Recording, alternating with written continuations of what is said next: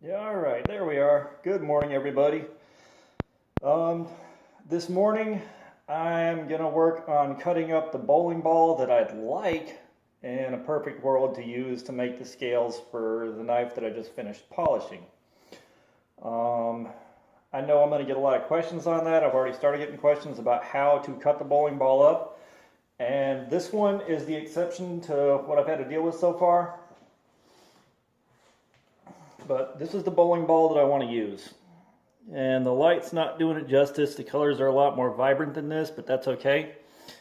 And what happened is we took a Sawzall and tried to cut this one in half and ran into one of those weighted cores that throws the balance off center for trick shots. And that weighted core is impossible to cut through. So I took my hot cut tool and jammed it down in here with a hammer as hard as I could and split what I could get off. This may or may not leave me with enough material to make the scales that I want, because I'll show you.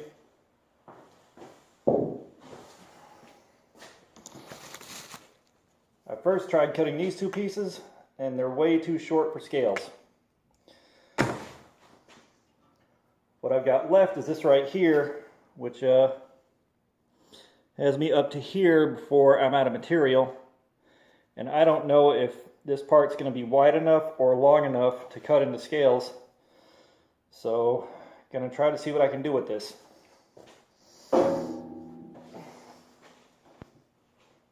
And this is what I use to cut it in half, is just a Ryobi Sawzall with a long hardcore blade on it. And I mean, this was one of the hardcore blades of Diablo for, I think for cutting metal. And you can see there, these teeth right here are worn down smooth. They are almost completely gone. That's what the teeth should look like. That's what they look like now after all that. So I'm going to figure out how I'm going to reposition the camera. I may break Edgar back out so I can point him at the bandsaw so we can get footage of this stuff getting cut up. And we'll see where it goes from there. This will be interesting. This is the best view I can give you and still be able to do my work right here. Something to be aware of, this is a very fine bandsaw blade. This lets me do a lot of good stuff like cut around the scales very easily, but it's also not as durable as one of the more hardcore ones. Later on down the road, I'm going to have to learn how to change blades out on these things, which I know is really easy.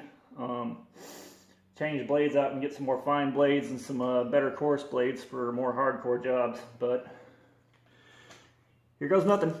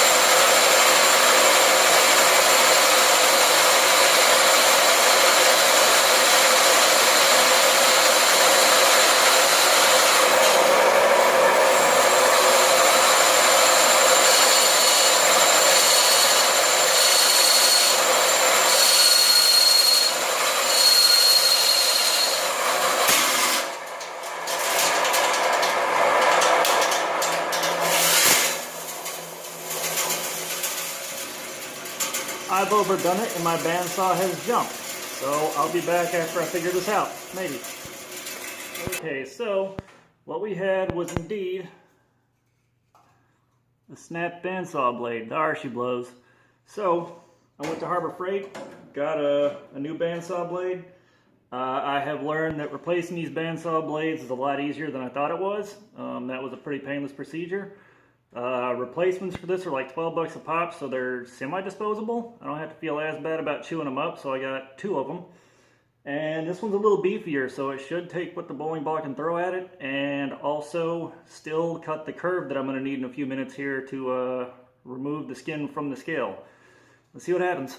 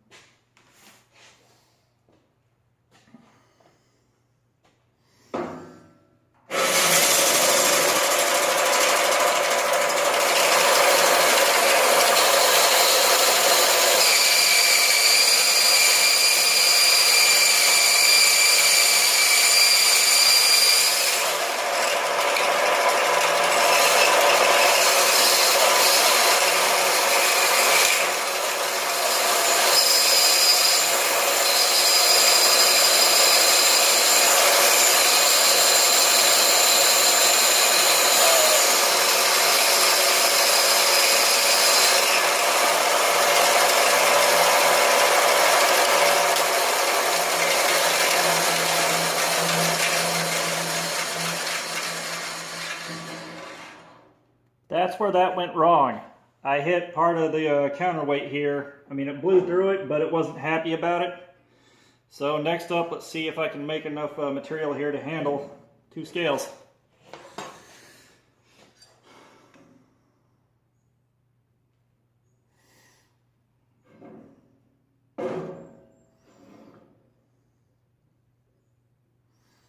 It looks like this will just barely work.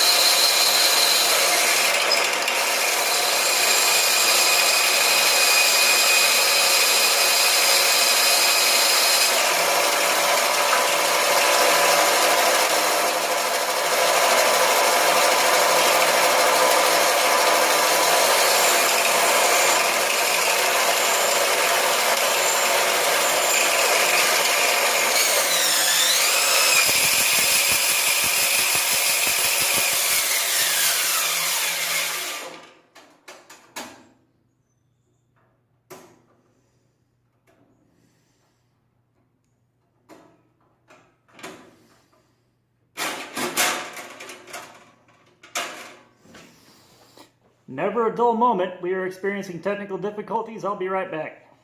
Okay, we're back again. I just learned something else about the bandsaw. If you push too hard, this can get stuck in between the bearings and the frame that holds the bearings, whatever it's called. And it ain't good for it. Let's try to pick up where we left off.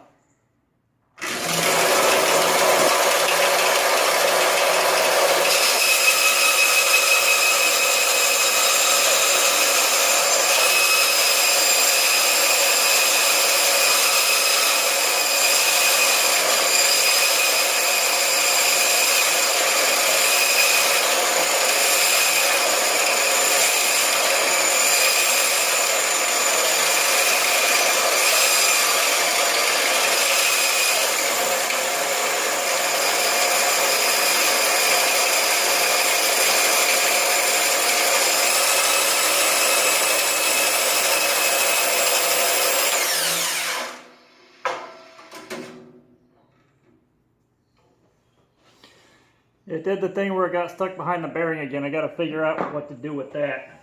That's going to be a treat. Yeah, I'll try to fix that and I'll be back in a few minutes again. Okay, I'm not finding a way to adjust where these bearings sit, so I'm going to lower the gate as much as possible and try to get this next cut. And what I'm going to do is try to cut along here to break the skin loose from the white inner core.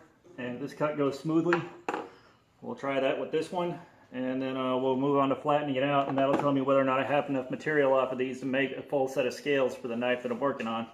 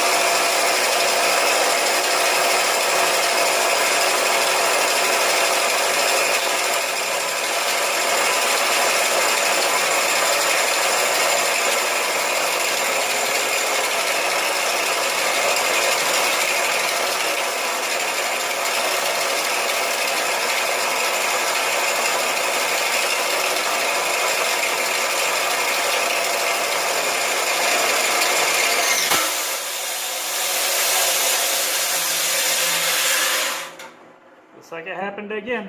Back yet again. It looks like it just jumped off of the track, which it's probably not happy about the fact it's being asked to cut this after it's been dulled out real good. So here we go again.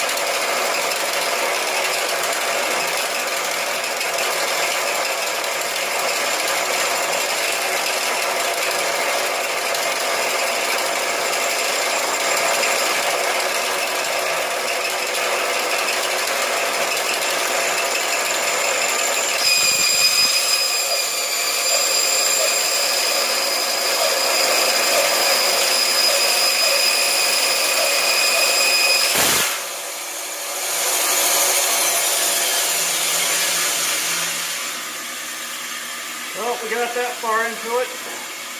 Got a little bit more to trim off on this. I want to trim as much as I can out of here. Maybe this next cut will be easier because not so much material. We'll see. I'm going to put the blade back on. Here we go again.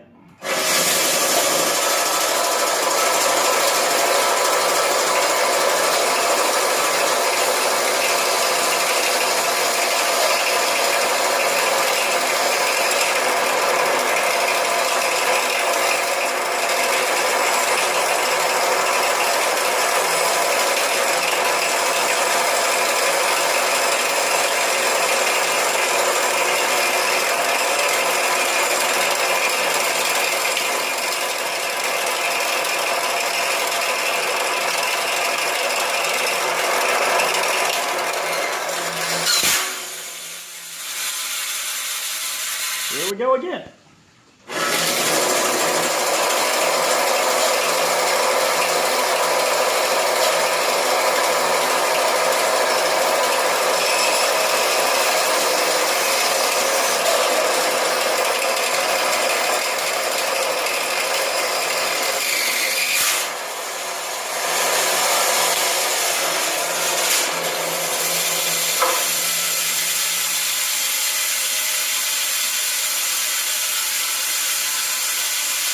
There's got to be a better way of setting this up. This has to be. Alright, so there's a larger bearing right here up top that I've adjusted. Maybe pulling that back a little bit so it makes a more effective blade stop and keeps it from running sideways could help, but it's not looking like it. This blade still wants to just shoot right between these two bearings and there's no way to move those. See what happens.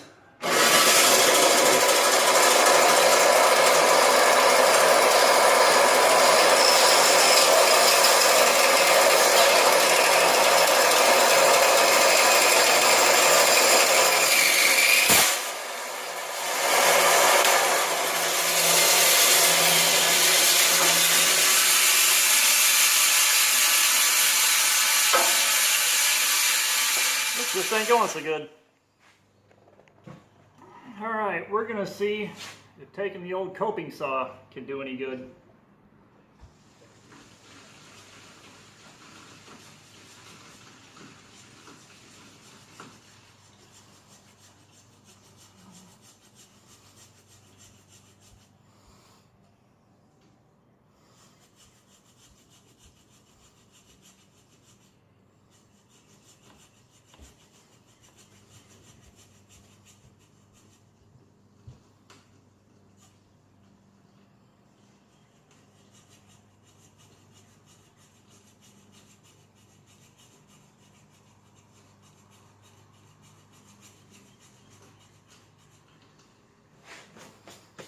So yeah, the coping saw is getting in here and doing some good. It's just slow. So I'm going to stop this here and come back later when I have these things cut free of their resin-based prison.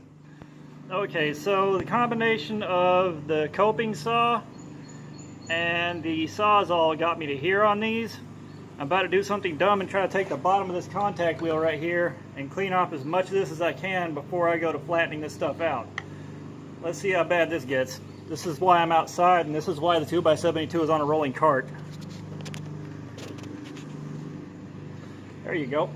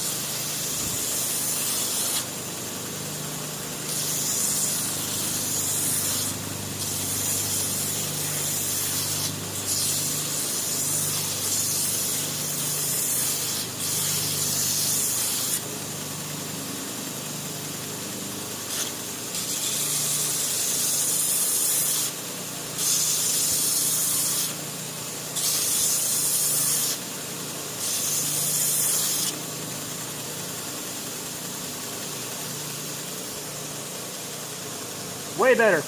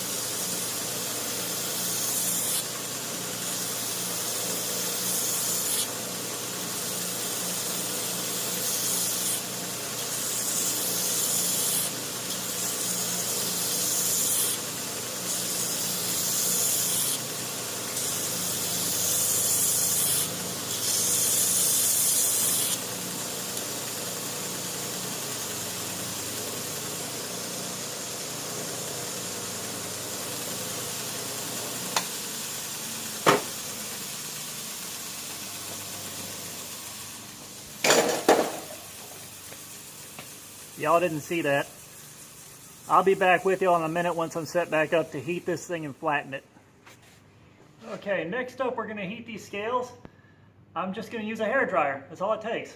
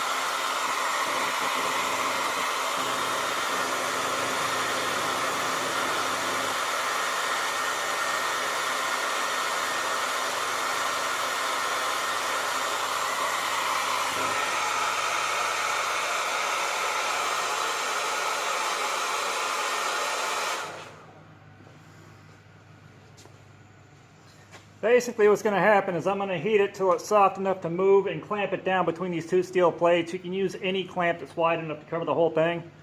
You let it set, cool off, you take it out. If it's not totally flat, do it again, maybe drop it in cold water, just freeze it in place. That's pretty much it. You sand both sides smooth after that and you got scales. Well, everything about this bowling ball is far harder than the ones I'm used to dealing with. So I guess a rule of thumb would be the cheaper the bowling ball, the better. I've got one more last ditch effort. I'm going to throw this in the toaster oven and cook it at like 400 until it softens up and see if that doesn't let me do what I got to do. If that doesn't work, I'm just going to get a different bowling ball cut up and start over again. And then either we'll pick this up where we left off, or I may refilm some of this. I just got to figure out how to hold the ball still while I cut it. With this one, I had a second set of hands keeping it still while we tried to cut it. So, that's what I got for today. I'm burnt. I'm going to see if this toaster oven works, and if not, I'll try again later. Until next time, praise the forge and pass the ammo. pass the ammo. Ha! Praise the forge and pass the borax. That phrase came about because my grandmother, God rest her soul, she used to be fond of yelling praise the Lord and pass the ammo. So I've modified that to suit this. And that's how that came about. So that's where that confusion came from. But either way, y'all have a good one. Alright, so I've given up on everything else and just gone straight to the toaster oven. It's in there at 450 right now. Fixing to pop it out and see if it's bending any now. Fingers crossed.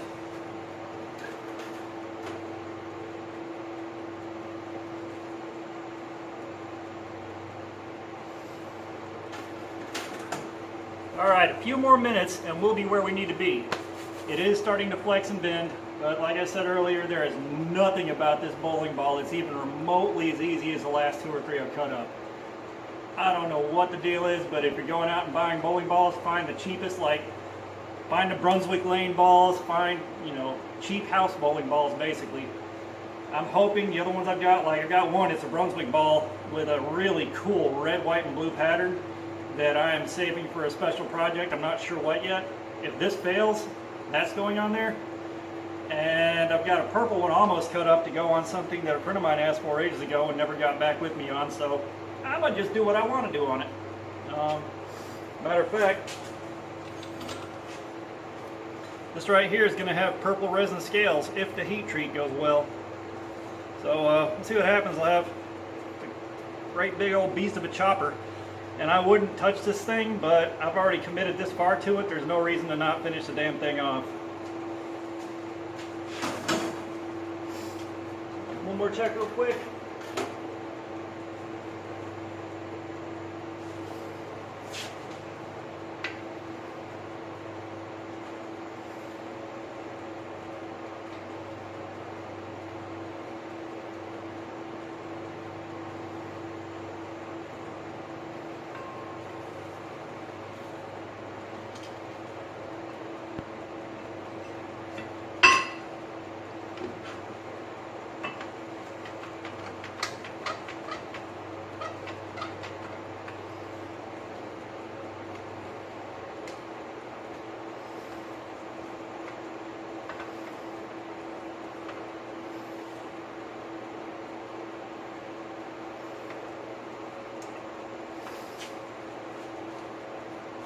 Okay, so it's in there and it's clamped down reasonably flat. It'll finish cooling off and then you can just kind of take over with the sander, flatten the inside of it out, and then it'll be good to go. I've got a magic marker to stencil around the tang of the knife, figure out whether or not these are going to fit. If they are, then I got some work ahead of me figuring out how to drill them. That's always a little tricky. You got to find a way to get that done, but other than that, that's how you make scales out of a bowling ball.